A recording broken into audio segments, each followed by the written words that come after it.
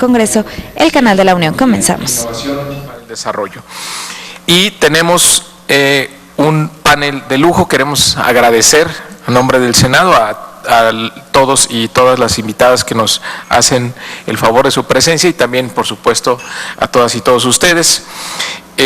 Voy a ir presentando a cada uno de los ponentes. Les voy a pedir que puedan hablar entre 10 y 15 minutos como máximo, dado el retraso tan importante que tenemos ya en la agenda. Me pidieron que fuera muy estricto en el tiempo que van a tener los panelistas, pero sobre todo también para que pueda haber un espacio de tiempo para el intercambio de preguntas y respuestas. Nos acompañan en la mesa el doctor Roberto Dondish Glowinski, también el embajador Jorge Eduardo Navarrete López, la doctora Isabel Studer y la licenciada María del Rocío Stevens Villalbazo. Vamos a empezar con el doctor Roberto Dondish Glowinski. Él es director general para temas globales de la Secretaría de Relaciones Exteriores, doctor en Relaciones Internacionales por la Escuela de Estudios Internacionales Avanzados de la Universidad Johns Hopkins, maestro en Economía Internacional y maestro en Ciencias del Servicio Exterior por la Universidad de Georgetown. Es también licenciado en Relaciones Internacionales por la Universidad Iberoamericana. Colaboró como asesor especial para Seguridad Internacional en la Subsecretaría para Asuntos Multilaterales y Derechos Humanos, el cual fue punto focal para la participación de México como miembro electo del Consejo de Seguridad en el bienio 2009-2010. Fungió también como coordinador general del G20 y coordinador alterno de las reuniones de cambio climático COP16 en Cancún, entre otras labores. También ha sido el negociador principal de México para el Tratado sobre el Comercio de Armas, adoptado el pasado 2 de abril en la ONU. Doctor Dondish, bienvenido, tiene usted la palabra. Muchísimas gracias, senador. Quiero agradecer de nuevo por estar con ustedes. Tuve el honor de estar en la mañana en la inauguración del primer panel. Senador Delgado, muchas gracias por la invitación y por el seguimiento y el acompañamiento que hemos tenido en varios temas. Por supuesto, embajador Jorge Eduardo Navarrete, es un honor, como siempre, compartir el espacio. Y embajador al que le hemos aprendido varios que luego hemos tratado de hacer cosas en la política exterior mexicana. Por supuesto, Isabel Studer, con quien trabajamos de manera seguida en los temas de cambio climático especialmente, y Rocío Stevens de Oxfam México. Oxfam, una organización con la que no hemos parado de trabajar en todos los temas. Muchísimas gracias. Yo creo que vale la pena hablar un poco más a detalle sobre esta segunda comisión este año. Porque este año es el año de la segunda comisión. Es decir, como hablábamos en la mañana, vamos a tener la aprobación de la Agenda de Desarrollo hacia 2030. Esta agenda se basa en una nueva interpretación de lo que debe ser el desarrollo, que decíamos es un cambio de paradigma de un desarrollo basado en el Estado a un desarrollo basado en el individuo y en los derechos al desarrollo. Al mismo tiempo, es una agenda que es universal, a diferencia de los ODMs. Los ODMs solamente se aplicaban o se pensaban para los países menos desarrollados, y luego países como México se decidió en su momento que iban a aplicar lo que le llamaron en muchos casos los ODM+. Es decir, los ODM, los indicadores que se establecían a nivel global, más unos indicadores adicionales que tenían que ver directamente con las particularidades de desarrollo que nuestro país tenía. A diferencia, esta es una agenda, en primer lugar, negociada por todos los países, no impuesta. Por lo mismo tiene también un tema complicado, que es lo largo que es la Agenda de Desarrollo 2030. Estamos hablando de 17 objetivos, a diferencia de 8 que teníamos anteriormente. Estamos hablando de 169 metas. Las metas las podemos dividir entre metas de implementación y metas de medios de implementación, y son cosas muy distintas. Las metas de medios de implementación son los apoyos internacionales, la cooperación internacional que tiene que haber para que los países puedan implementar los objetivos y metas de desarrollo. Pero son 169 en total. Y esto todavía faltan los indicadores. Aquí es bien importante también señalar que a diferencia de los ODM, que buscaban indicadores y metas muy específicas de lo que cada país tenía que lograr, en esta ocasión la Agenda 2030 se basa en acciones colectivas. Es decir, si hablamos de reducir en un 70% X factor de pobreza, ese 70% se tiene que lograr a nivel global. No quiere decir que todos los países lo van a lograr al 70%. Esto fue un tema muy delicado. De cierta manera, era mucho más claro tener objetivos y metas que cada país tuviera que cumplir, porque es muy claro en ese sentido. Por el otro lado, no todos los países van a lograr cumplir con todo lo que se establece en la Agenda 2030. Y esto era un tema que también teníamos que atender. Si queríamos una agenda que en realidad fuera lo amplia que lo es,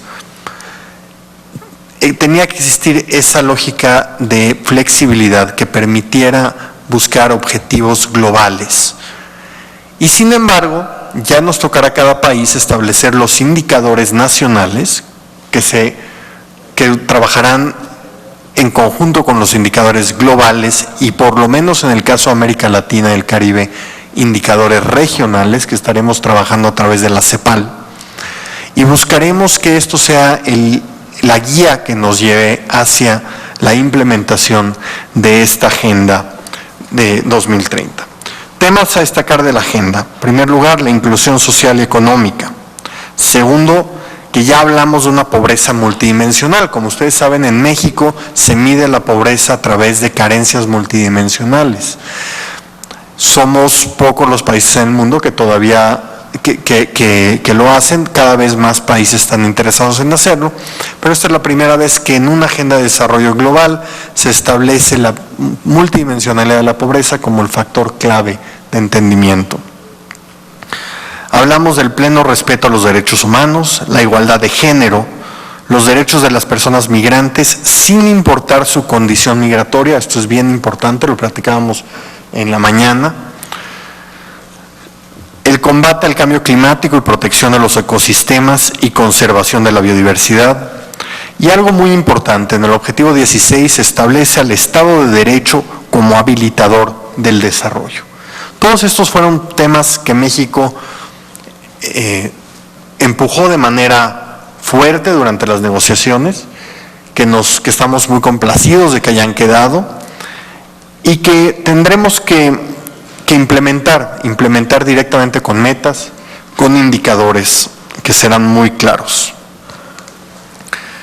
En ese sentido, México lo que busca es dejar en claro su apoyo a esta agenda y a la lógica del desarrollo basado en los tres pilares: el desarrollo económico, el desarrollo social y el desarrollo medioambiental. No podemos pensar en un desarrollo, como le decía en la mañana, que no sea un desarrollo sustentable, porque de no serlo así nunca vamos a lograr un desarrollo sostenido. Cada país tendrá sus propios retos.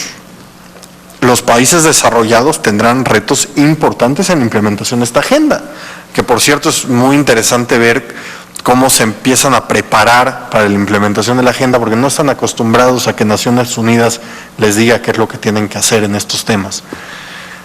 Y a lo mejor los países en desarrollo sí estamos más acostumbrados, pero también tenemos retos muy grandes que tendremos que resolver.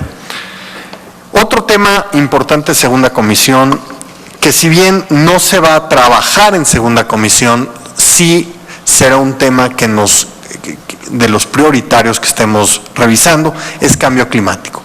Como saben, estamos en el proceso de negociación hacia el nuevo acuerdo que deberá estar listo en diciembre de este año en la COP21, que tendrá lugar en Le Bourget, en las afueras de París. Y esta reunión es de suma importancia, porque lo que estamos buscando es crear un nuevo marco para la implementación de la Convención Marco de Naciones Unidas para el Cambio Climático. Un nuevo marco que si bien retome los principios de la Convención y entienda la responsabilidad histórica de la contaminación o la emisión de gases de efecto invernadero que tenemos, también se plantea una lógica de que todos tenemos que actuar para atender la situación actual si queremos mantenernos por debajo de un calentamiento global de los 2 grados centígrados, lo cual ya es complicado. Ya es complicado lograr ese cometido de los 2 grados. Y sin embargo también estamos viendo cómo ya más del 60%, de los países que emiten más del 60% de las emisiones totales a nivel mundial, ya hemos presentado lo que se denominan nuestros INDCs, es decir, nuestras contribuciones nacionalmente determinadas que establecen cuánto está cada país dispuesto a mitigar en sus emisiones de gases de efecto invernadero, y en algunos casos como el de México también establecemos nuestros planes de adaptación. Esto es algo muy importante porque el nuevo acuerdo se va a basar en esto, en las acciones que cada país determine que puede llevar a cabo, y posteriormente tendrá un proceso para ir incrementando la ambición de los países, con procesos que todo parece indicar van a ser cada 5 años, donde cada 5 años los países tendrán que traer contribuciones adicionales, o por lo menos lo que le llaman no backsliding, no se pueden ir hacia atrás, que serán de manera importante. A mí me toca justamente facilitar este tema en las negociaciones, y es pero bueno, las negociaciones de cambio climático, para quien nunca ha estado en una negociación de cambio climático, les pido que no sea la primera negociación multilateral que vean, porque van a pensar que el multilateralismo no tiene sentido alguno. Son negociaciones muy complicadas y que el ámbito y la forma misma de la negociación es en especial complicado. A diferencia de Naciones Unidas, donde hay una lógica mucho más clara de negociación, las de cambio climático son negociaciones muy especiales y tienen gente que lleva 20 años negociando lo mismo. Entonces eso también complica las cosas. Pero yo soy optimista, creo que vamos a lograr un buen acuerdo en París. Otros temas que son de especial importancia en la segunda comisión, viene ya la tercera conferencia de Hábitat 3, que tendrá lugar en Ecuador. Habrá varias acciones que tenemos que tomar. También están los temas de la Convención sobre Diversidad Biológica, y esto es especialmente importante porque la siguiente conferencia de las partes de la Convención de Diversidad Biológica tendrá lugar en México, en Cancún, el próximo año, en 2016. Entonces esto será otro tema que también tendremos que estar revisando. La Asamblea de Naciones Unidas para el Medio Ambiente, recordemos que hay un cambio importante, se crea la ANUMA. En México nos toca facilitar la primera declaratoria de la primera ANUMA, que ya establece un planteamiento que, si bien todavía no pone un techo general a los diferentes secretariados que dentro de Naciones Unidas tratan temas medioambientales, cambio climático, desertificación, biodiversidad, cada uno todavía sigue por su lado, pues ya empieza a tener una lógica más en el quehacer político dentro de la organización. Desertificación, tendremos también temas interesantes que revisar, y por supuesto, y esto es bien importante, la cooperación internacional para el desarrollo. No solamente este verano adoptamos la Agenda de Desarrollo 2030, sino que también en Addis Abeba se adoptó el documento de financiamiento para el desarrollo, que es seguimiento de las conferencias de Monterrey y de Doha.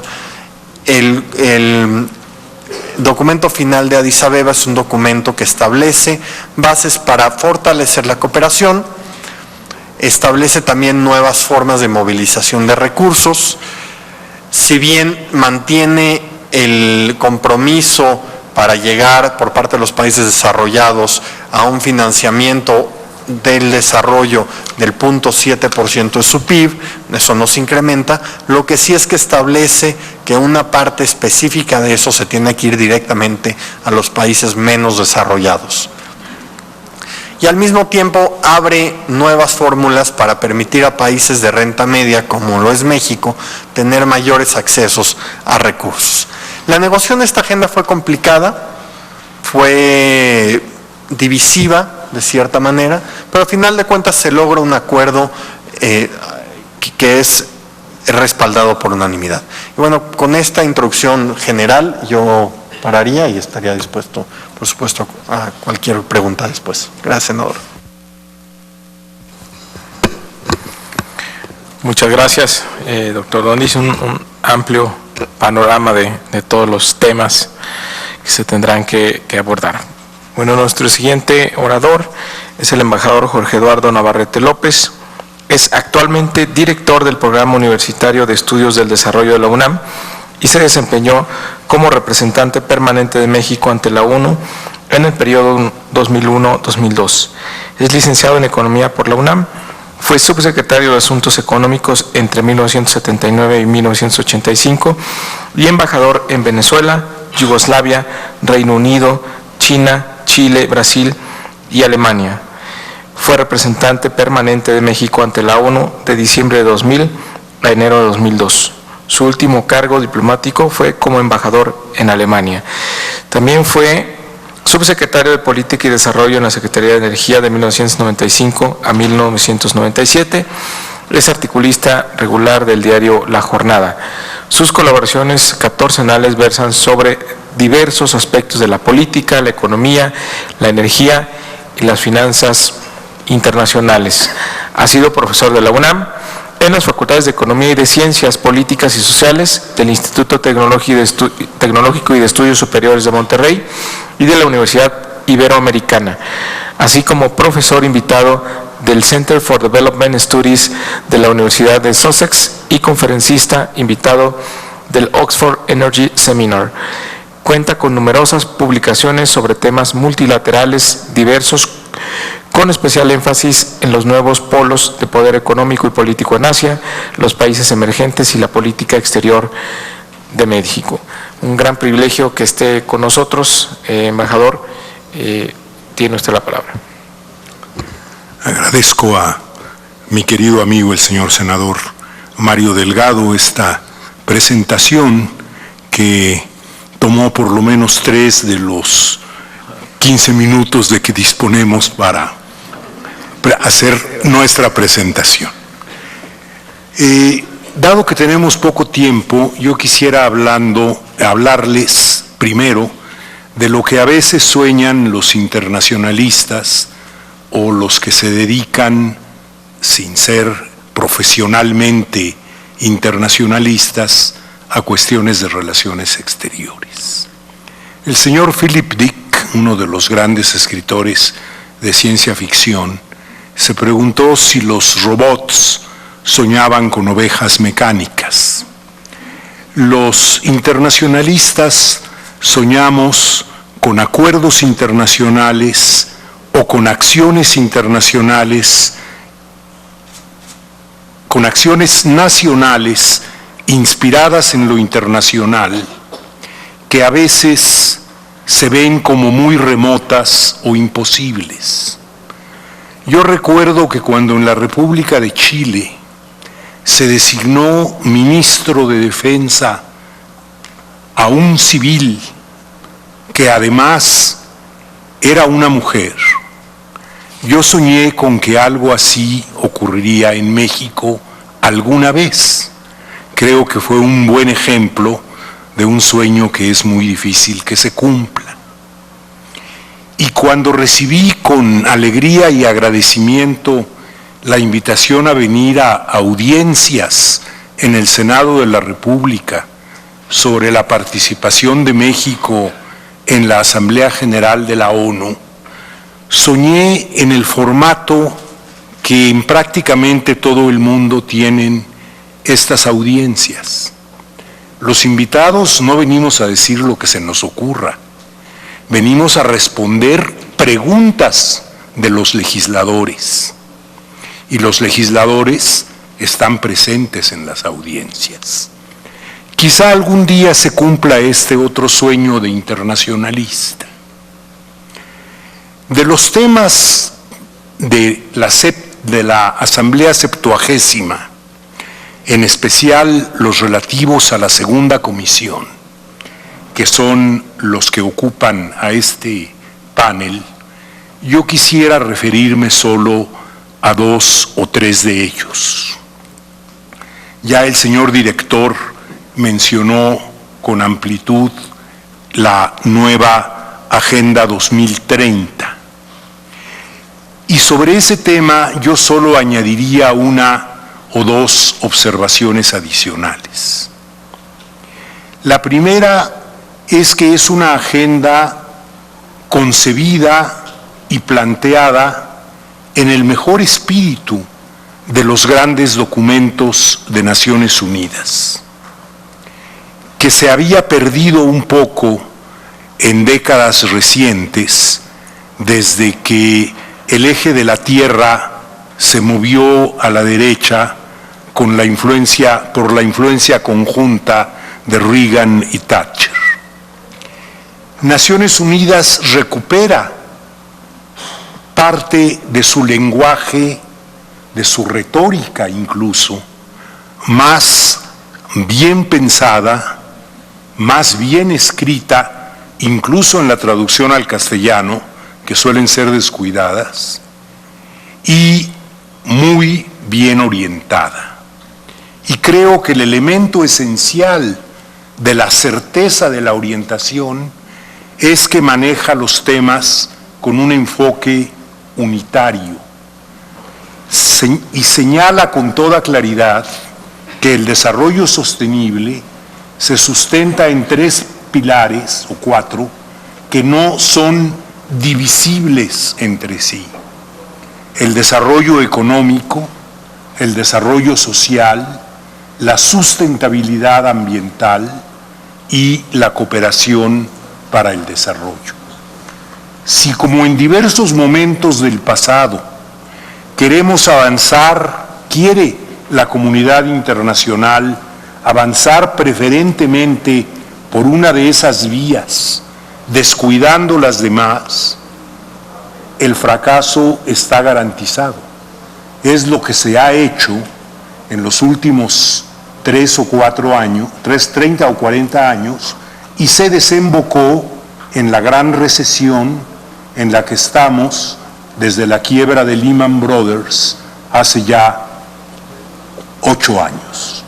Estamos iniciando el 9º año de la gran recesión, con crecimiento muy bajo, en algunos casos y en muchos países con estancamiento o incluso con recesión, con muy elevados niveles de desempleo, que se alivian para algunos países sin que al mismo tiempo mejoren los salarios medios, que siguen perdiendo terreno frente a los avances en la productividad de los factores, y sin que se abatan los niveles crecientes de desigualdad que existen en el mundo. La Agenda 2030 entonces nos dice que es enfocando de manera conjunta esas 4 dimensiones como hay alguna esperanza de conseguir un acuerdo. Y relega o delega en cada país miembro de Naciones Unidas, y en algunos casos en sus órganos regionales, como mencionó el director, la traducción de esos objetivos generales, globales, de esas metas aplicables a toda la comunidad internacional, sean avanzados o sean en desarrollo, a cada uno de los países. Y me temo que ahí está una de sus debilidades, si no se reconoce y se ataca ese problema. La capacidad de gestión de la mayor parte de los países miembros de Naciones Unidas no nos garantiza que tengan la capacidad técnica y la voluntad política de traducir las metas y objetivos globales en programas nacionales de desarrollo, que reconozcan ese objetivo global o esos objetivos globales y que vean cómo traducirlos de manera operativa a acciones nacionales, subregionales, regionales e incluso a acciones globales. Cuando a finales de septiembre se aprueba, salvo que haya alguna catástrofe, se aprueba la Agenda 2030, de hecho se estará apenas empezando la parte verdaderamente sustantiva y difícil del trabajo, eso que yo llamo traducción a los objetivos, a las necesidades y situaciones de cada país de los objetivos globales.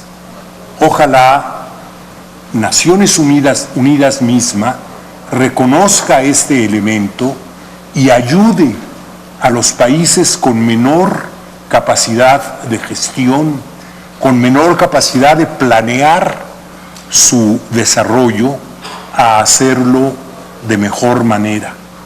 Aunque lamentablemente en los últimos decenios los instrumentos de planeación se han debilitado en todo el mundo.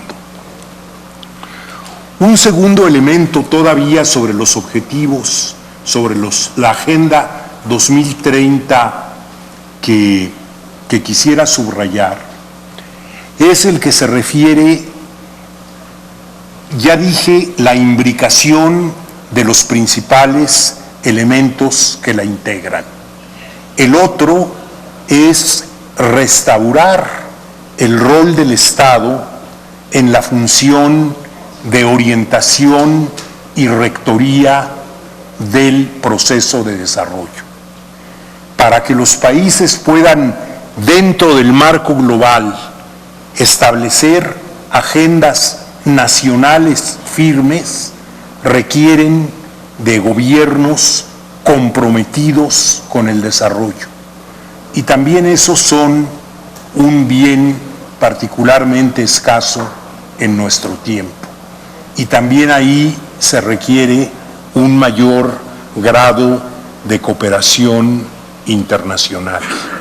Por fortuna, está habiendo algunas buenas noticias, todavía muy limitadas, todavía muy dispares en este terreno, como el reconocimiento creciente de que los niveles de desigualdad son en sí mismos un freno al desarrollo, como el reconocimiento creciente de que la definición de responsabilidades nacionales debe tener en cuenta la repercusión sobre terceros países y varios otros. Pero paso al segundo tema antes de acabarme mis 15 minutos de 90 segundos cada uno. El segundo tema se mencionó en la mesa anterior, en la que por cierto hubo una intervención de 40 minutos, pero en fin. Es el tema actual de la crisis de refugiados alrededor del Medio Oriente y en Europa. Se ha hablado ya de ese tema, incluso en la mesa inmediata anterior, que tuve el gusto de presenciar, pero no se ha mencionado un elemento que yo creo que es crucial. En la información internacional sobre esta crisis, que es una crisis de refugio, o si prefieren la expresión, de asilo humanitario, pero no una crisis migratoria, se han confundido los dos términos. Y al confundir los dos términos, se han complicado enormemente las decisiones y se han abierto nuevos peligros. El caso de refugio o de asilo humanitario en situaciones creadas como la guerra civil en Siria, para citarla como ejemplo, pero no es la única, demandan respuestas inmediatas y por su propia naturaleza de carácter más bien temporal o cuando mucho de mediano plazo.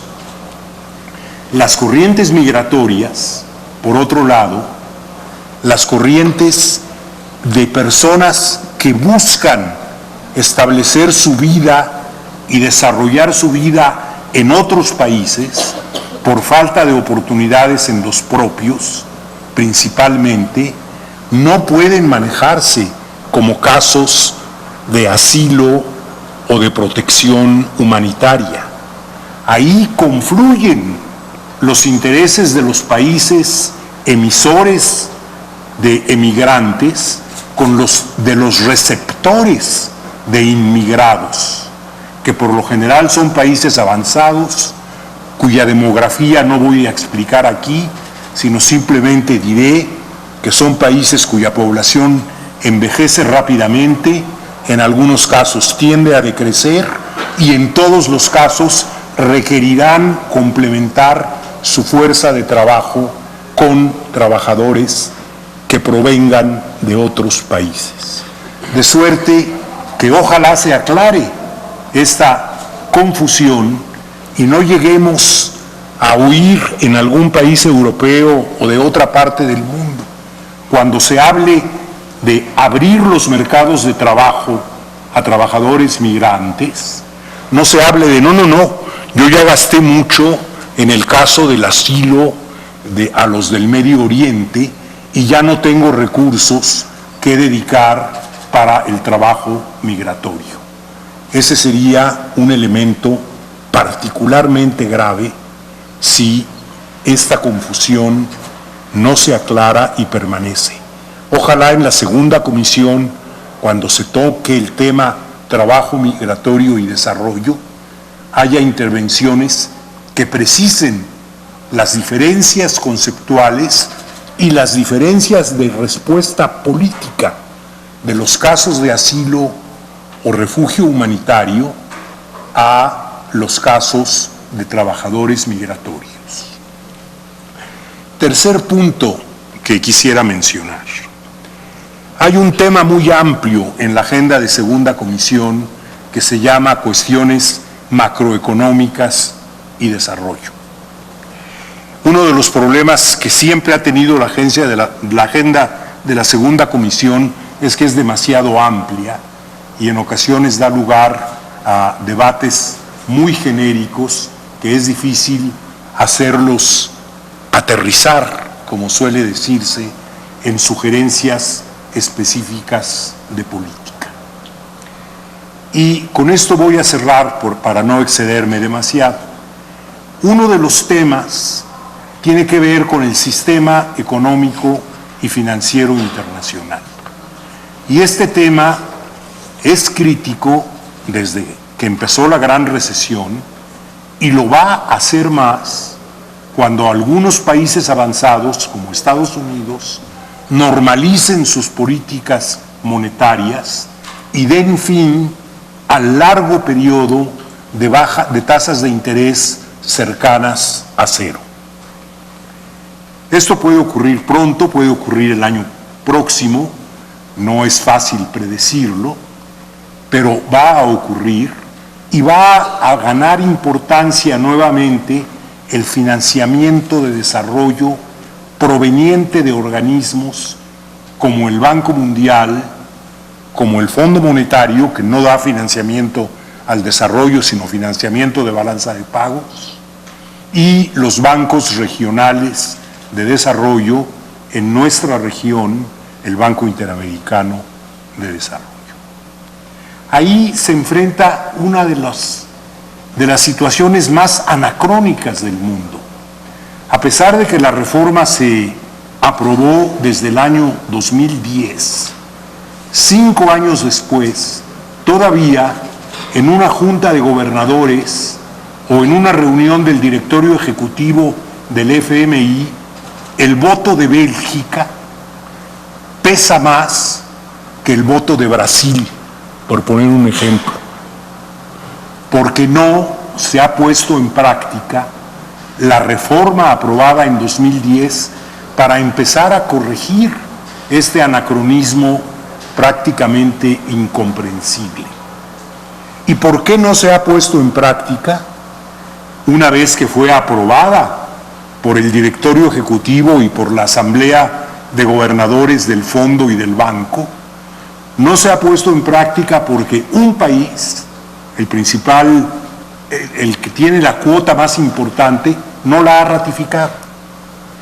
Ya el año pasado hubo una excitativa de la Asamblea de Gobernadores del Fondo para que ese país, que es the usual suspect, Estados Unidos, apruebe, ratifique esa reforma cuyo gobierno ya votó.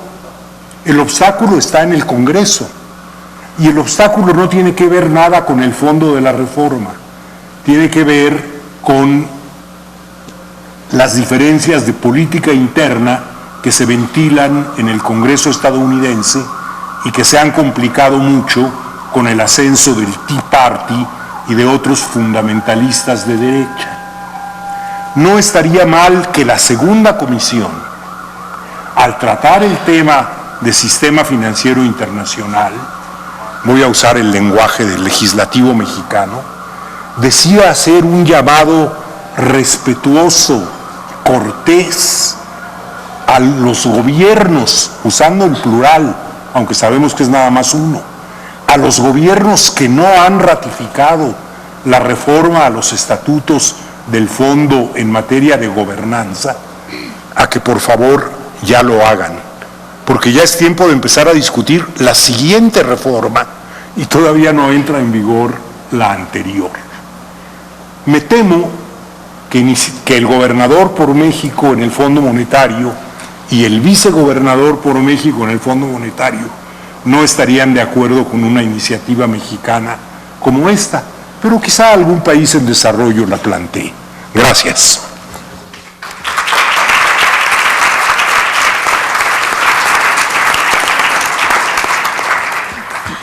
Muchas gracias, embajador. Vamos a pasar ahora y le damos la bienvenida a la doctora Isabel Studer. Es directora del Instituto Global para la Sostenibilidad del Tecnológico de Monterrey, Ciudad de México, licenciada en Relaciones Internacionales por el Colegio de México, maestra y doctora en Relaciones Internacionales por la School of Advanced International Studies de la Universidad Johns Hopkins. Es directora fundadora del Instituto Global para la Sostenibilidad y líder de energía y sostenibilidad corporativa de la EGADE Business School del Tecnológico de Monterrey, así como directora del programa Enverdecimiento de las Cadenas Productivas del Tecnológico del Monterrey. La doctora Studer ha ocupado varios puestos en el gobierno mexicano. Fue directora general adjunta de Canadá en la Secretaría de Relaciones Exteriores y directora general para Estados Unidos y Canadá en la Secretaría de Medio Ambiente y Recursos Naturales. También fungió como representante alterno del secretario ante la Comisión de Cooperación Ambiental para América del Norte. Ha sido también directora de investigación para la Comisión de Cooperación Laboral en Washington y en 2013 recibió el reconocimiento académico científico de la revista Petróleo y Energía. En 2012, 13 y 14 fue reconocida como uno de los 100 líderes más importantes en el sector energético mexicano. Doctora, bienvenida. Muchísimas gracias por la invitación, es un placer estar aquí. Ya sé que es muy difícil el lugar a donde estoy porque estoy entre ustedes y la comida, entonces me voy a apurar. La verdad es que es una conversación muy importante y quiero pues felicitar a los organizadores de estas mesas porque creo que un país como México, que tiene una vinculación tan importante con el exterior, pues requiere efectivamente tener este tipo de discusiones y debates, sobre todo ahora que se van a adoptar acuerdos muy importantes que tienen que ver con el desarrollo sostenible, con el cambio climático. Estos son verdaderos parteaguas en el mundo y el mundo que se está transformando de una manera muy importante. Permítanme rápidamente nada más complementar algunas de las ideas que ya se vertieron aquí, quienes me predecieron, y ellos, bueno, pues mencionaban, por ejemplo, que esta Agenda de Desarrollo 2030 es una agenda universal. Es cierto que es muy importante que no nada más sean una agenda para los países en vías de desarrollo, pero para mí más importante que este universalismo es que es una agenda transformacional. ¿Qué quiere decir esto? Pues realmente estamos hablando de una agenda que va a implicar un cambio paradigmático, en la manera en que entendemos el desarrollo. Y en particular, bueno, pues el desarrollo económico, pero ahorita me referiré a esto. Otro aspecto muy importante de esta agenda de desarrollo al 2030 es la alta interdependencia que hay entre estos 17 objetivos de desarrollo sostenible. No podemos entender uno sin entender el otro. Y aquí es muy importante lo que ya mencionó el embajador Navarrete, esta perspectiva tridimensional. Bueno, él habló de otra dimensión que es la cooperación internacional, pero esta perspectiva de que el desarrollo debe ser incluyente, debe ser sostenible y, por supuesto, incluye los 3 pilares: el económico, el social y el ambiental. Por aquí, más que el hecho de que tengamos esta perspectiva tridimensional o de 4 dimensiones, es este otro aspecto que lo hace particularmente difícil cuando tenemos que traducir esto a políticas públicas, a una agenda nacional, y es que debe ser una agenda en donde estos 3 pilares están integrados.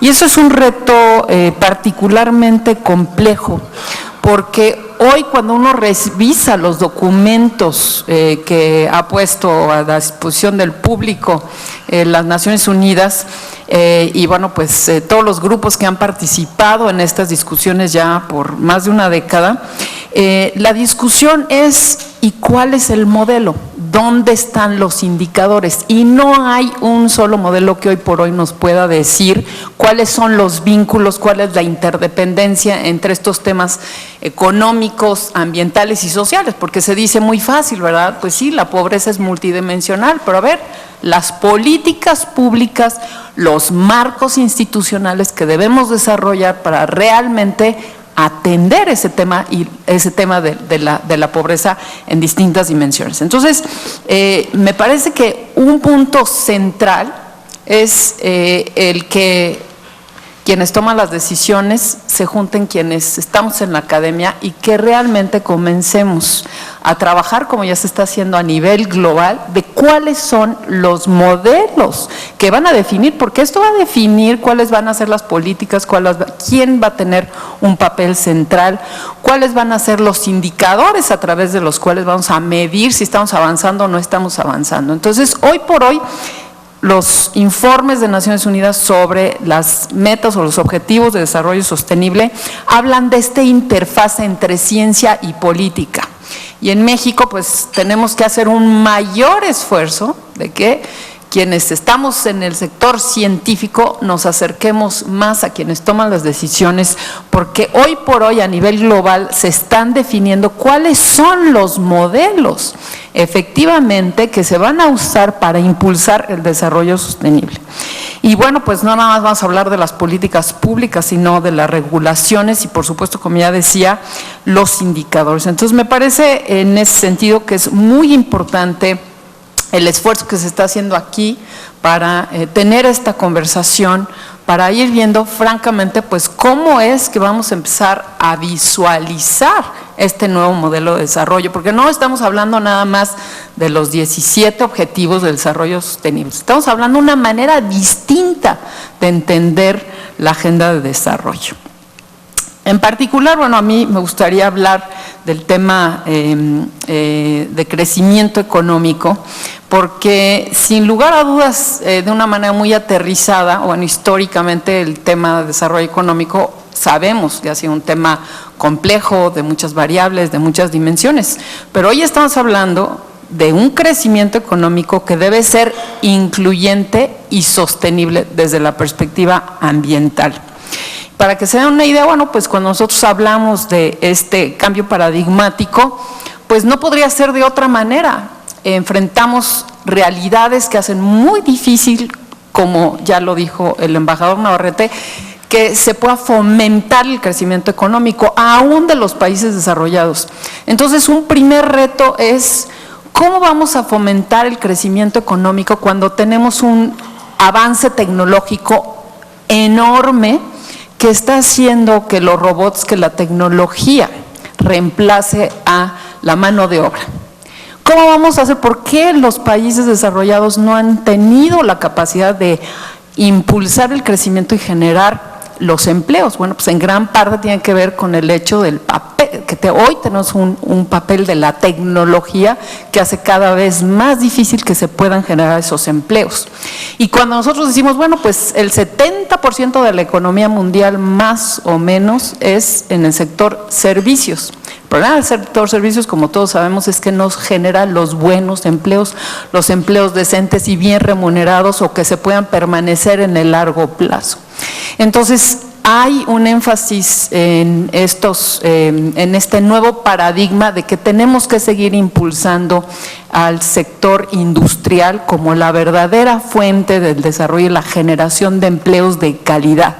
Pero ¿cómo lo vamos a hacer? Bueno, pues es un reto muy grande porque implica tener sistemas educativos mucho más avanzados para que quienes entren a este sector industrial, pues realmente sean una fuente de innovación, y eso requiere que tengamos sistemas educativos muy robustos y que tengamos sistemas de innovación muy avanzados. Entonces, las implicaciones son tremendas porque además se podrán imaginar que estamos hablando de una nueva revolución industrial, pero a un nivel mucho más alto, en donde es altamente tecnológica, con mucha innovación, y esto va a definir la estructura geoeconómica del mundo, porque pues obviamente va a haber, y como ya lo estamos viendo, una discusión muy importante en torno a qué es lo que detona esa innovación, al comercio alrededor de bienes que van a ser fuente o la fuente de motores de crecimiento muy importantes, como por ejemplo la transición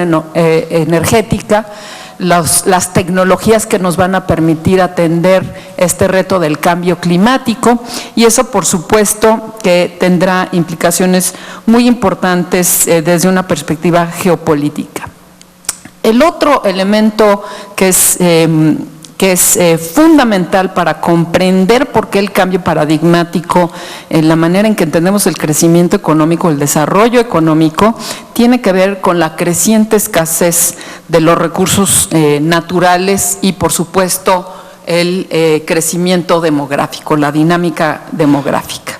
Hoy por hoy, cuando nosotros vemos cuáles son los modelos de desarrollo económico que han prevalecido hasta ahora, pues vemos que son modelos que han impactado de una manera muy significativa nuestros entornos naturales, la degradación de los ecosistemas, la alteración de los ecosistemas, como es el caso del cambio climático, por supuesto, está obligando a que haya una transformación muy importante en los patrones de producción y de consumo.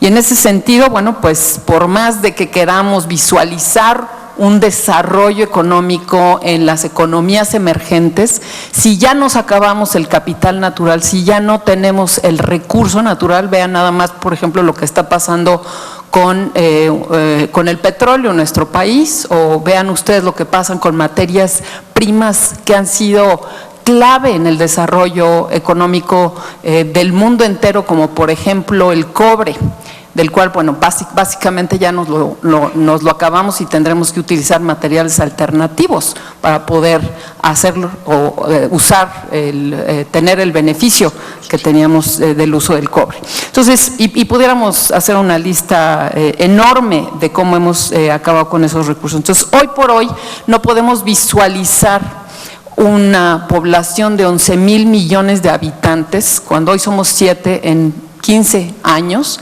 si no hacemos un uso eficiente de los recursos naturales, de las materias primas, de la energía, y si no hacemos una transición energética que implicará un cambio fundamental del modelo de desarrollo que venimos siguiendo desde la revolución industrial. Y en este punto sí me gustaría, pues quizá disentir un poco de lo que dijo el embajador Navarrete, porque él hacía un llamado al papel del Estado, un compromiso por parte del Estado, restaurar ese papel que tiene como gestor del desarrollo económico. Yo estoy hasta cierto punto de acuerdo, pero creo que hoy por hoy el llamado es al sector privado.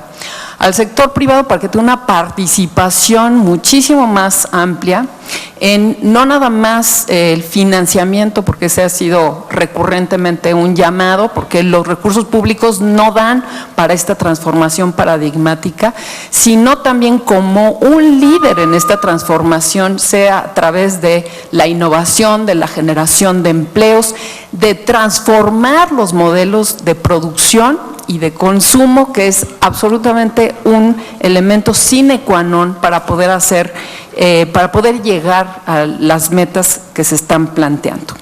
Para cerrar, me gustaría decir que desde mi perspectiva, lo que hace falta es la participación más activa de la sociedad en general, pero en particular del sector privado, para que pueda realmente conjuntamente con los estados armar y coordinar lo que va a ser esta transformación tan importante en nuestras sociedades, que va a hacer una redistribución muy importante de la riqueza a nivel mundial.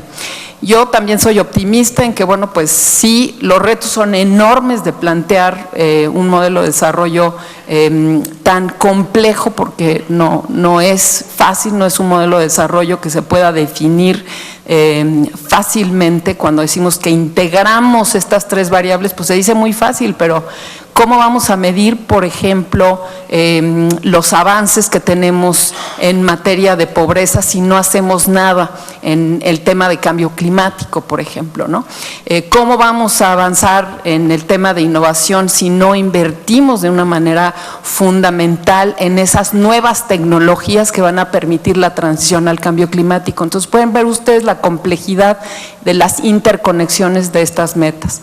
Por eso va a ser muy importante una participación muy activa de la sociedad, muy activa del sector privado, que conjuntamente con los gobiernos puedan ir definiendo dónde están esas prioridades para cada uno de los países y cuáles son las políticas públicas y los marcos institucionales que nos van a permitir conseguir las metas que estamos planteando para dentro de 15 años, que no es nada, porque un periodo de 15 años, como sabemos muy bien, es muy corto para las ambiciones que se están planteando en una meta de desarrollo de esta naturaleza. Muchas gracias.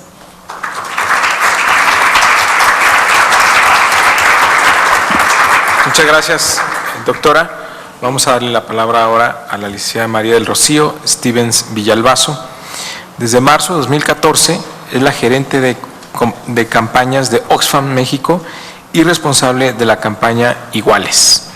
Es licenciada en Relaciones Internacionales por la Universidad Iberoamericana. En 2012 encabezó la delegación de Oxfam México en el marco de la cumbre G20 aquí en el país. Cuenta con 8 años de experiencia laboral en instituciones del sector público y organizaciones de la sociedad civil.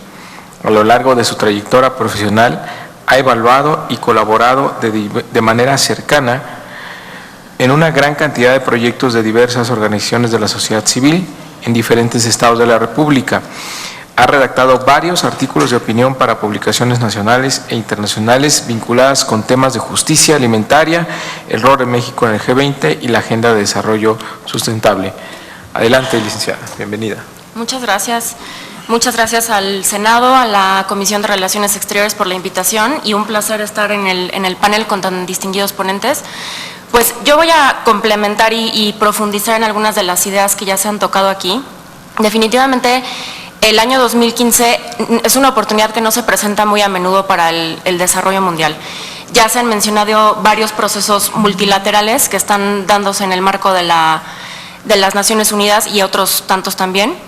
Y estos procesos marcarán profundamente la perspectiva a largo plazo de un mundo en el que la gente pueda verdaderamente vivir libre de la injusticia, de la pobreza y la desigualdad, en un planeta que tenga los recursos naturales suficientes para sostenernos.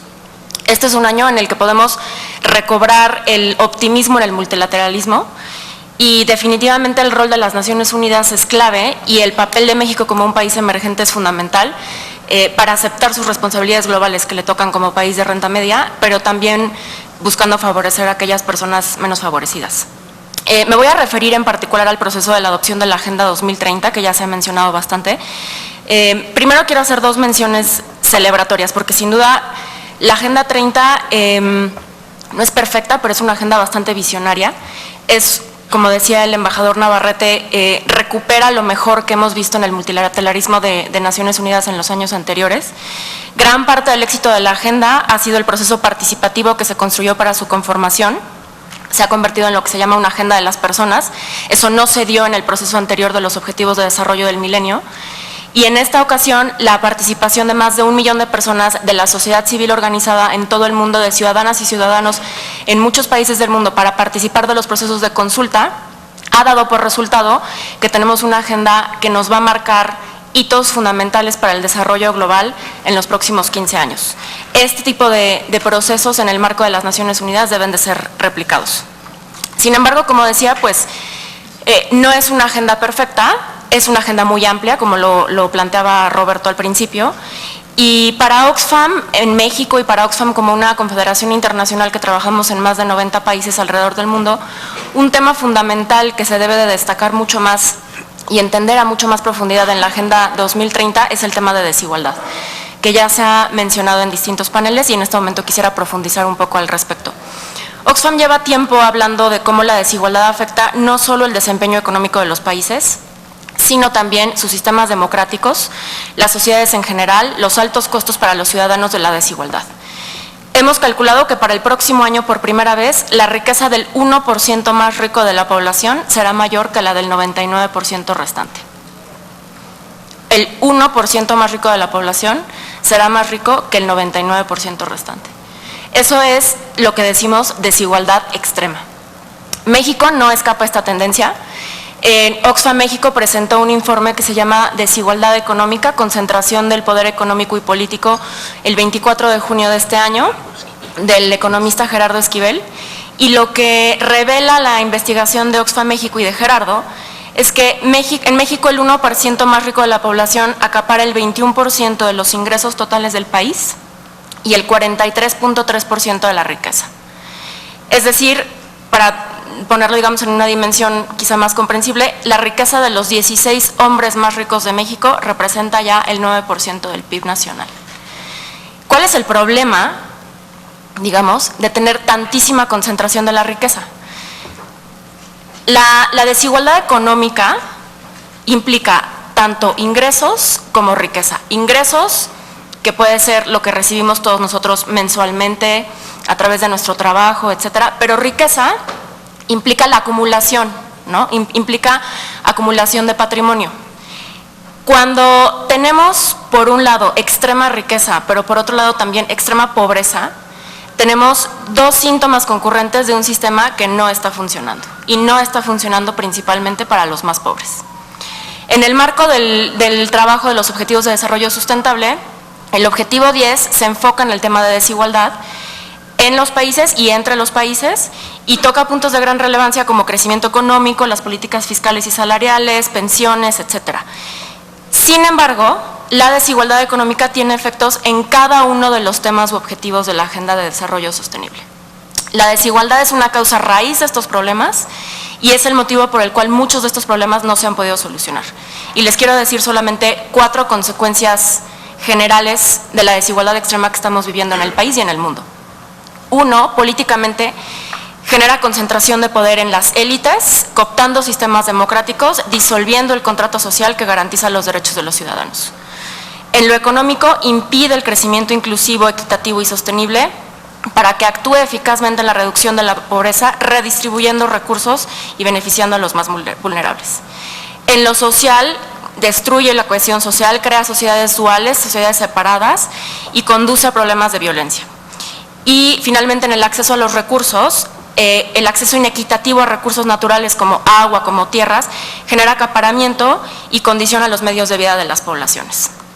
En términos generales, digamos, estos son las 3 dimensiones que ya se han tocado anteriormente: la dimensión social, la dimensión ambiental y, por supuesto, la dimensión económica. El tema es que la desigualdad, aunque estemos hablando de desigualdad de ingresos, no es solamente un tema económico, es un tema que en el fondo es político.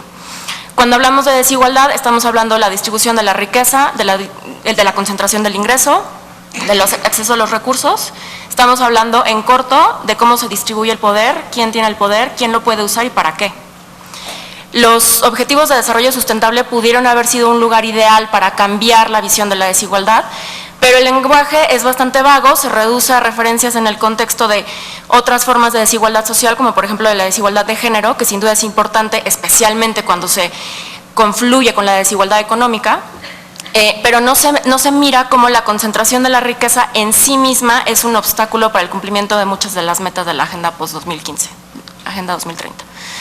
Para lograr el cumplimiento de los objetivos de desarrollo sustentable, los países deben de estar preparados para analizar y cuestionar los intereses del 1%, que son los que concentran gran cantidad de los recursos que necesitan para el financiamiento de la agenda.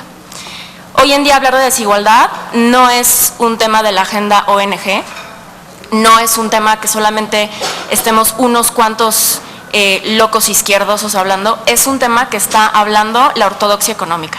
Es un tema que está alertando el Fondo Monetario Internacional, la OCDE, el Banco Mundial.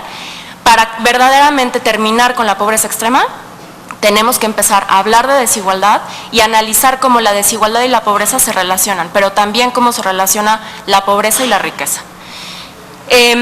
Finalmente, los gobiernos deben centralizar la lucha contra la desigualdad extrema en sus estrategias nacionales. Ya lo decía el embajador Navarrete, si la agenda en papel está bien hecha, eso está muy bien, el papel es paciente, pero las personas no somos pacientes.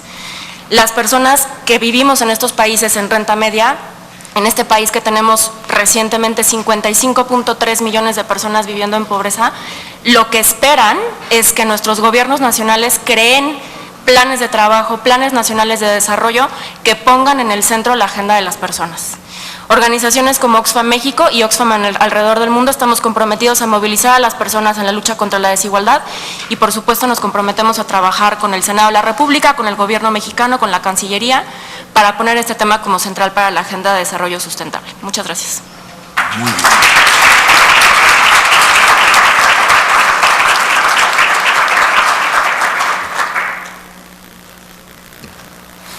Muchas gracias, licenciada.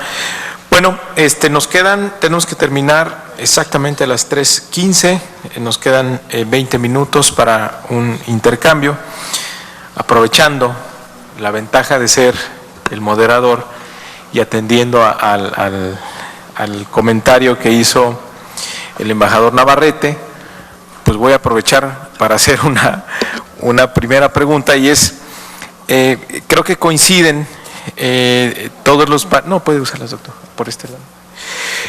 Coinciden todos los participantes el día de hoy aquí que hay un cambio en la agenda de las Naciones Unidas, en cómo se está adoptando en los últimos años la agenda de las personas, es decir, ya no, el mundo no está tan derechizado como lo dijo el embajador Navarrete, pero tenemos un mundo con una creciente desigualdad, tenemos un mundo con mucha pobreza que está muy lejos de acercarse a la agenda de desarrollo, las metas del milenio.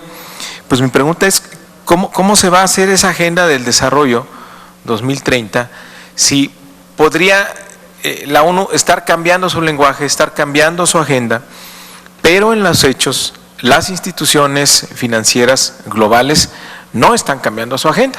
Si acaso el Fondo Monetario empieza a hablar un poco de desigualdad, a cuestionar un poco las políticas de austeridad, la OSD también planteando temas de desigualdad, y recientemente en el último par de años, pero en la práctica, en las políticas, no vemos ningún cambio que vaya orientado hacia promover el desarrollo económico. Parece, aquí yo coincido con el embajador Navarrete, que el papel de los gobiernos en los últimos años pues se ha centrado en un tema de balances fiscal, y como mejor ejemplo puede ser nuestro país, se abandona el tema del desarrollo.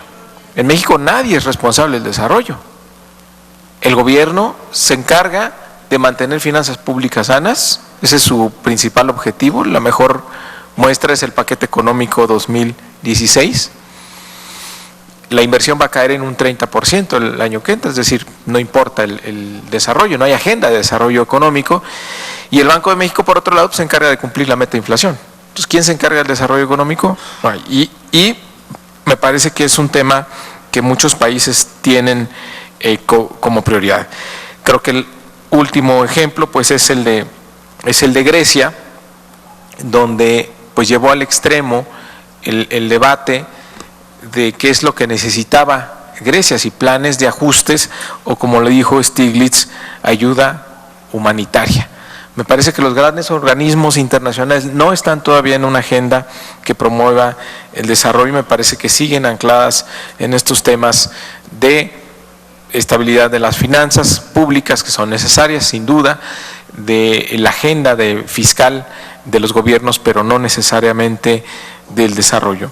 Y un modelo económico que tiene como resultado, ya lo que nos dijo aquí Rocío Stevens, que el 1% de la población concentre una riqueza mucho mayor al 99%, y es un modelo que poco se discute, porque quien está, parece que hay un modelo, un pensamiento dominante respecto de la globalización, como si la globalización, pues las reglas las pusiera pues el Espíritu Santo, ¿no? La globalización las reglas las ponen los gobiernos, y normalmente los gobiernos fuertes son los que ponen las reglas y están provocando esta concentración de ingreso nacional. Ahí no sé qué tanto, doctora Studer, le corresponde al sector privado. El sector privado va a responder siempre a las reglas que pongan los gobiernos, y si esas reglas están en favor de los más fuertes, pues tenemos los resultados que tenemos. Entonces, la pregunta es cómo elaborar la agenda o el nuevo modelo de desarrollo sostenible e incluyente que corresponda a disminuir la desigualdad, que pueda abordar la agenda de las personas sin que cambien la estructura pues ideológica y de políticas que siguen y que impulsan los organismos financieros internacionales a seguir a los gobiernos nacionales. Si quieren, tomamos alguna pregunta del público. Por ahí hay un par, y damos la palabra a nuestros invitados el día de hoy. Adelante. Buenas tardes, mi nombre es Arturo, estudio Relaciones Internacionales en la Universidad Nacional Autónoma de México, y mi pregunta va relacionada en la búsqueda de este equilibrio entre lo ambiental, lo tecnológico y lo político. Poniendo como por ejemplo este eterno debate que viene en lo referido a seguridad alimentaria, que podría ser los alimentos transgénicos contra la conservación de las especies endémicas de un solo lugar. La pregunta es qué postura o de qué manera lo podría abordar la segunda comisión en esta Agenda 2030, y bueno, más o menos cómo lo abordaría, y si existe algún avance, si no muy importante, un avance significativo en la búsqueda de ese equilibrio, o en su defecto, a qué se le podría dar prioridad debido a que ese equilibrio es muy difícil de encontrar. Gracias. Muchas gracias. Por allá al fondo también tenían una pregunta.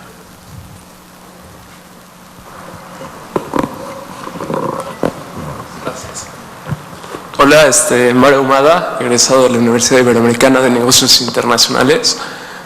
Mi pregunta es que, bueno, exponían que es importante movernos o impulsar el sector industrial para fomentar el desarrollo, pero ¿qué tanto este movimiento hacia el sector industrial ayuda o fomenta a que exista menor desigualdad, específicamente en México?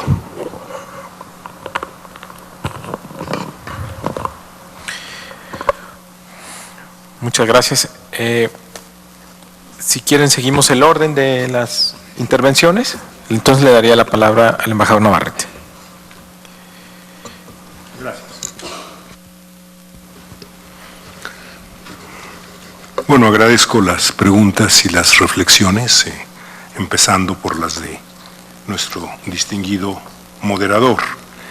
Yo tengo la impresión de que la sacudida que trajo consigo la gran recesión en los últimos 8 años ha empezado a simbrar cuestiones que se daban más o menos por establecidas y definidas, y que estamos en los umbrales de que surja este nuevo enfoque, este cambio de paradigma, pero que no es algo que se va a producir de manera automática o de manera espontánea, sino que va a ser el resultado del trabajo de las sociedades que integran la sociedad internacional.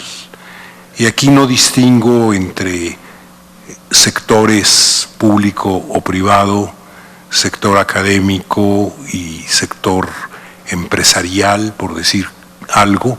Creo que todos tienen algo que contribuir en este momento, a este cambio, y que hay, como decía en mi presentación, algunos indicios en ese sentido, en la parte académica, una acumulación de trabajos importantes que abren nuevas brechas en el pensamiento y en la formulación de políticas, los trabajos de Atkinson, de Stiglitz, de Piketty, de Bourguignon, los cambios que se están produciendo, todavía quizá no suficientemente profundizados, en el enfoque del staff de algunos de los organismos económicos o financieros internacionales, los enfoques de UNCTAD, algunos elementos nuevos relativamente en los enfoques provenientes del personal técnico de los organismos de Bretton Woods, entre otros. Tengo la impresión de que se está creando lo que quizás son los físicos los que usan este concepto, llaman masa crítica, en el sentido de que se van acumulando elementos que, al ser suficientes, impulsan y provocan el cambio.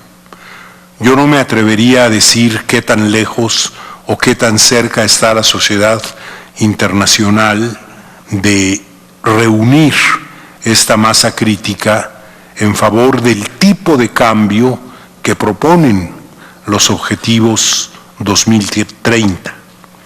De entrada, hay un reconocimiento de que las cosas deben ir por un camino diferente a nivel de los estados-nación y a nivel de sus organismos subregionales, regionales y globales.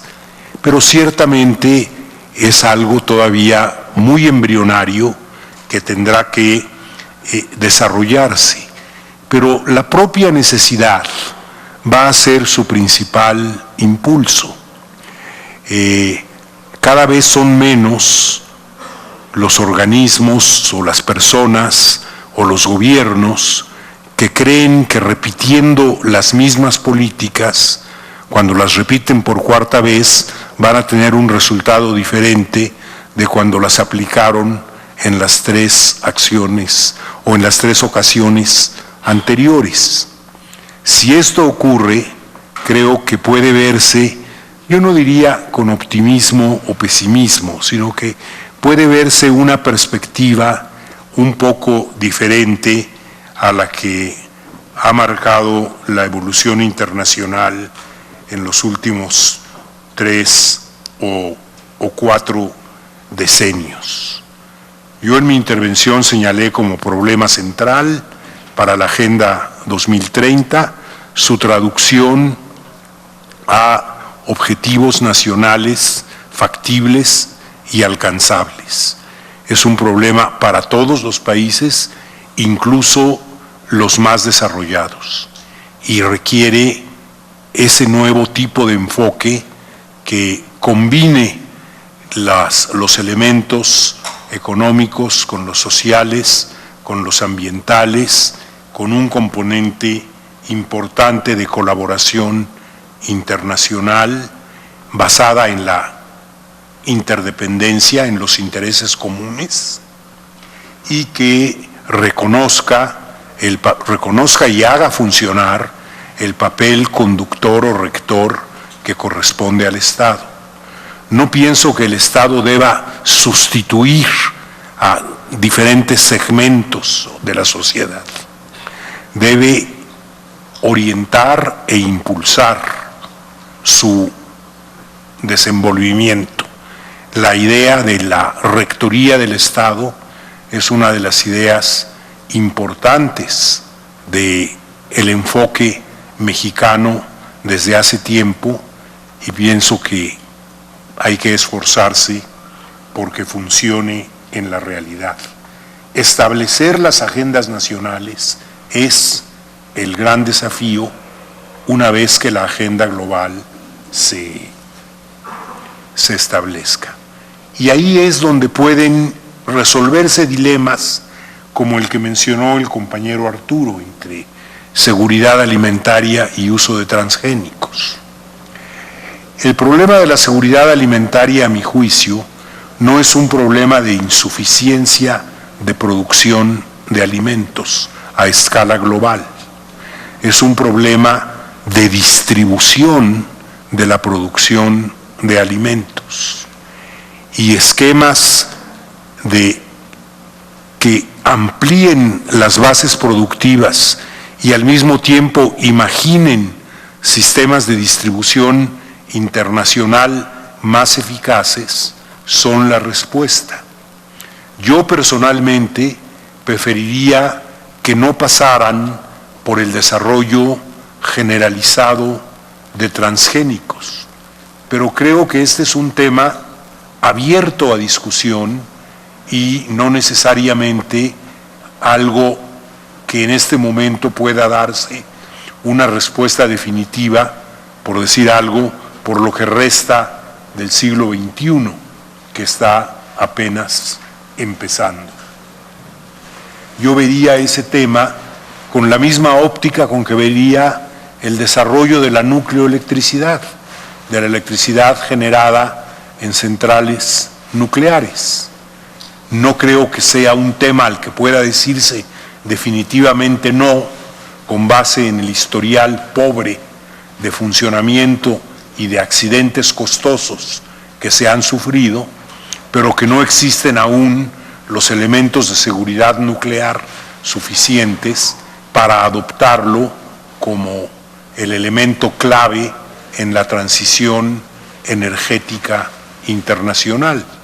Pero si queremos combatir cambio climático, no podemos olvidar que generación nuclear es una de las fuentes que menos contribuye, probablemente no contribuya en nada a la acumulación de gases de efecto invernadero.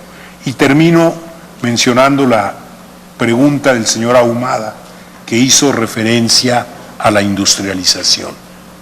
Creo que en la comunidad internacional, al enfocar los objetivos de desarrollo del milenio que han manejado esta primera década y media, se hizo un énfasis excesivo en cuestiones, hubo un desequilibrio hacia lo social en materia, sobre todo, de combate a la pobreza y de niveles mínimos de salud primaria.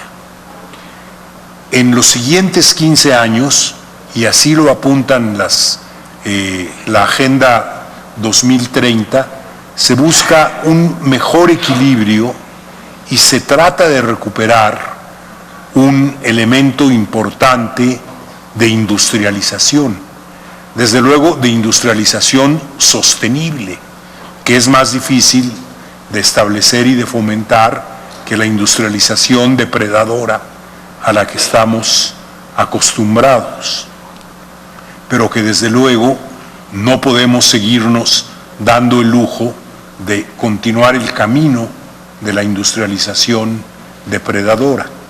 Pero sin duda, industrialización es una de las respuestas importantes que deben buscarse en la lucha por el crecimiento, por un crecimiento inclusivo, por un crecimiento menos desigual. Y quisiera decir que no voy a repetir, pero que subrayo y comparto plenamente la exposición de la representante de esa benemérita institución de la sociedad civil, que es Oxfam. Gracias.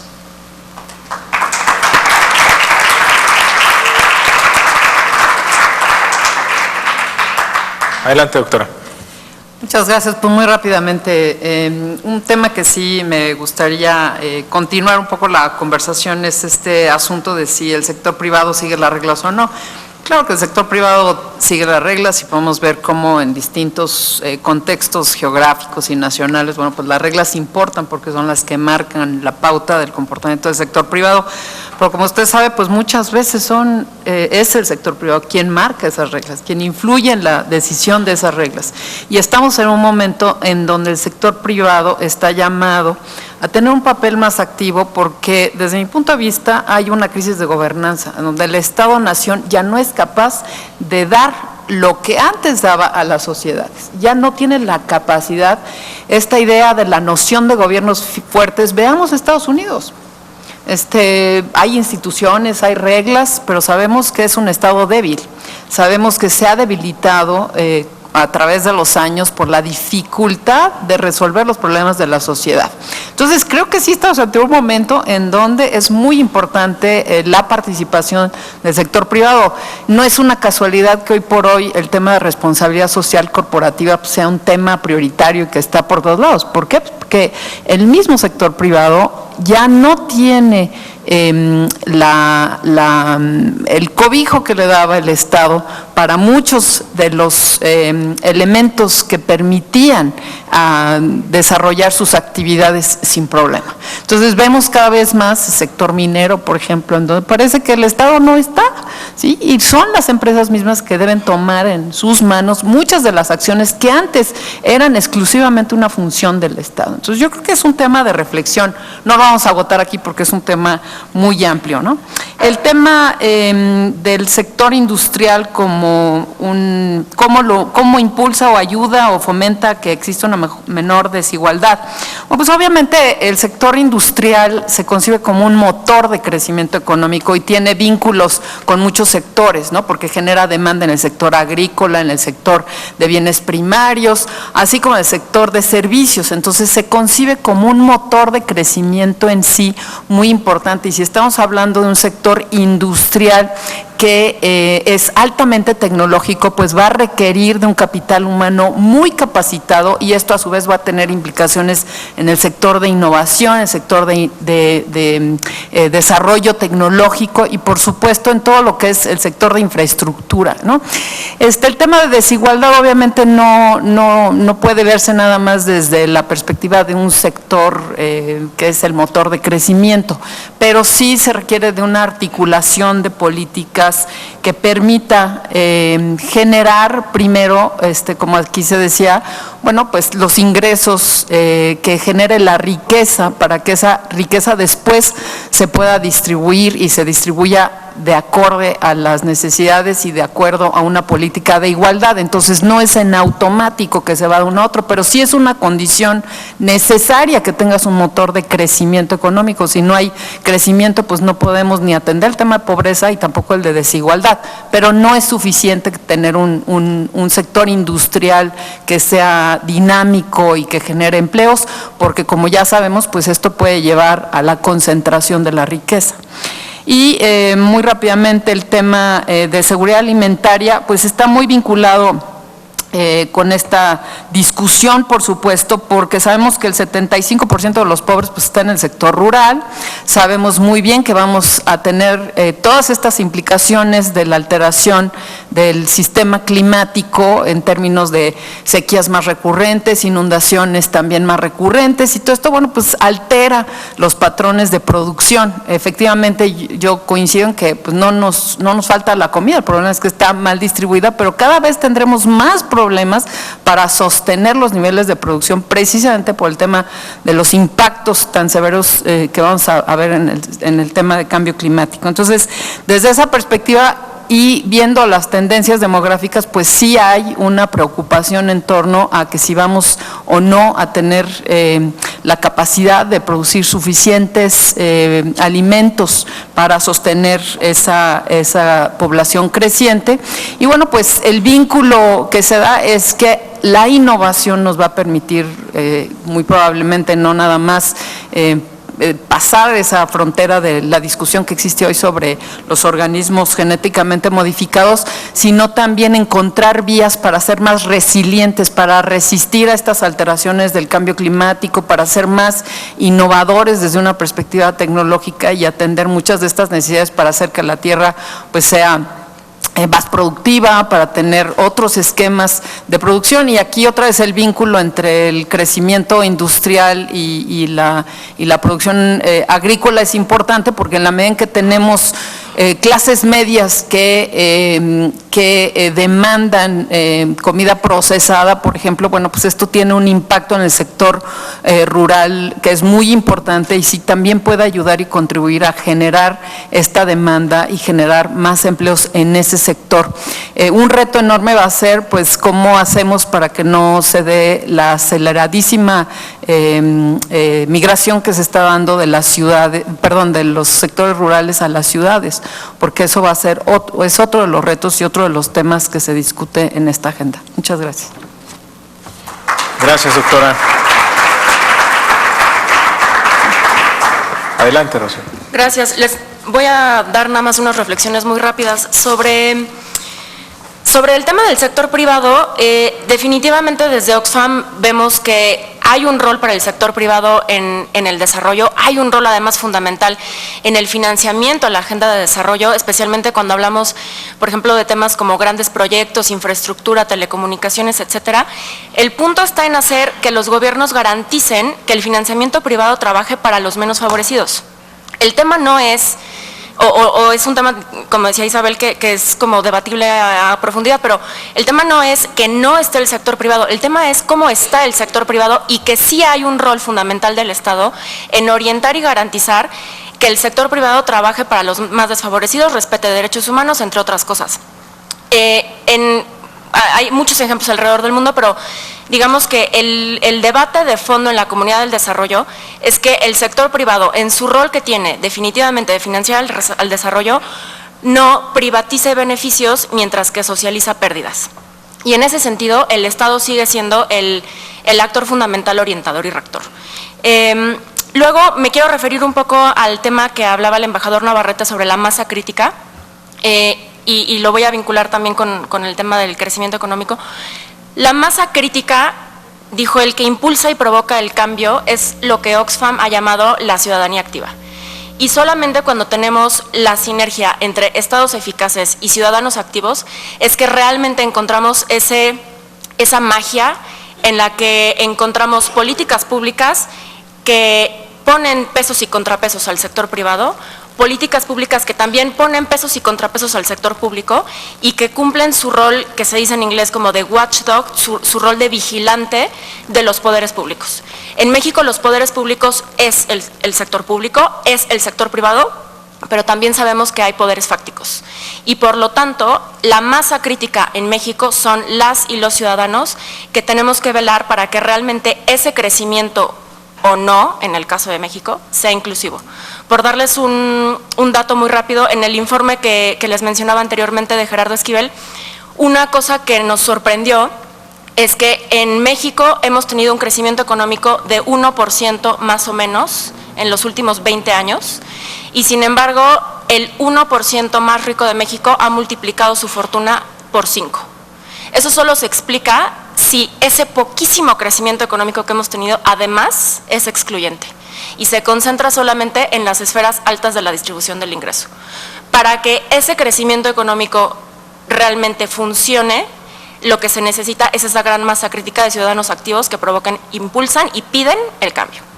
Y luego me quiero referir brevemente al tema de la seguridad alimentaria. El debate sobre los organismos genéticamente modificados es muy amplio, inacabable en este foro, pero definitivamente coincido con el embajador Navarrete, no es un tema de falta de alimentos, vivimos en un mundo de abundancia. Lo que pasa es que es un tema de concentración. Y eso lo conecto nuevamente con el tema de desigualdad.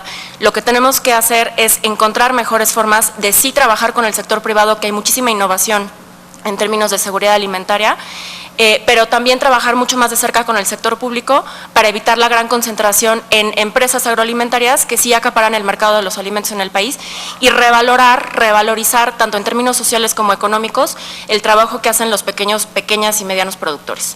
Y un tema final que me quiero referir de la intervención que hizo Mario hace un momento, sí tienen que cambiar cosas fundamentales para que la agenda de desarrollo sostenible se convierta en una realidad. Una de esas cosas que tiene que cambiar es el sistema financiero internacional. Por darles dos datos, el PIB mundial está calculado más o menos como en 35 trillones de dólares. Se necesita aproximadamente 17 trillones de dólares para financiar el desarrollo, de acuerdo a los objetivos de la Agenda 2030. ¿Dónde están todos esos trillones? ¿Dónde está la diferencia de trillones? 18.5 trillones de dólares están puestos en paraísos fiscales en diferentes países alrededor del mundo. Los ricos pueden tener paraísos fiscales, pero los pobres no tienen paraísos climáticos. Si no empezamos a cambiar las reglas del sistema financiero internacional, no va a ser posible financiar la agenda del desarrollo. Gracias.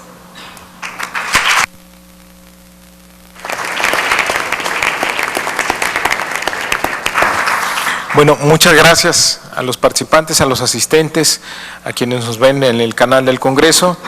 A nombre de la Comisión de Relaciones Exteriores, organismos internacionales, les voy a entregar un reconocimiento y también les anuncio que a las 4 en punto regresamos. Muchas gracias.